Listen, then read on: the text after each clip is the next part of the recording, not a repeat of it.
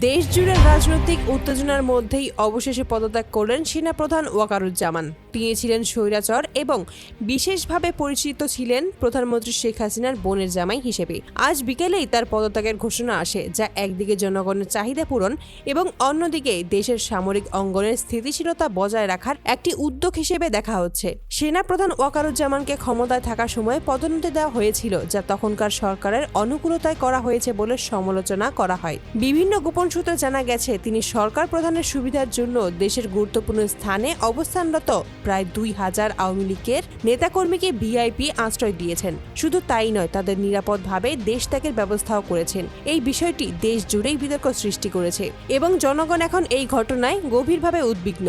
এছাড়া গুম ও হত্যার ঘটনায় পরোক্ষভাবে জড়িত থাকার অভিযোগে উঠেছে সেনাপ্রধানের বিরুদ্ধে। যদিও সরাসরি এখনো প্রমাণ হাতে আসেনি, তথাপি জনগণ বিশ্বাস করছে যে তিনি ক্ষমতায় থাকাকালীন সময়ে আওয়ামী লীগের নেতাদের সহায়তা করার বিষয়টি নিশ্চিত করতেন। এই কারণে জনগণ দীর্ঘদিন ধরেই তার দ্রুত পদত্যাগের দাবি তুলছিল।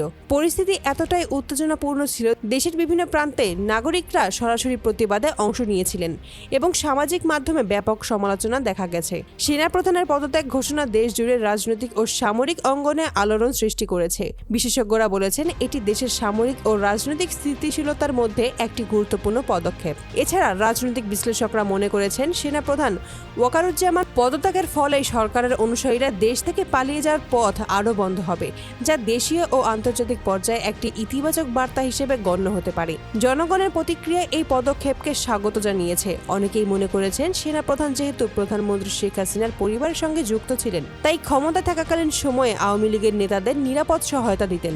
এই বিষয়টি দীর্ঘদিন ধরেই দেশে বিতর্কের জন্ম দিয়েছিল। আজ তার পদত্যাগ দেশের রাজনৈতিক মানচিত্রে এক নতুন নির্দেশনা আনতে পারে। এই পদত্যাগ একটি গুরুত্বপূর্ণ ঘটনা, যা দেশের সামরিক ও রাজনৈতিক অঙ্গনে দীর্ঘমেয়াদী প্রভাব ফেলতে পারে। সেনাপ্রধান ওয়াকারুজ্জামানের পদত্যাগের পরবর্তী পদক্ষেপ এবং দেশের সামরিক ও রাজনৈতিক পরিস্থিতি কেমন হবে সেটাই এখন সকলের নজরের কেন্দ্রবিন্দু। আমরা পরিস্থিতির সবশেষে আপডেট সঙ্গে সঙ্গে আপনাদের জানাতে থাকব।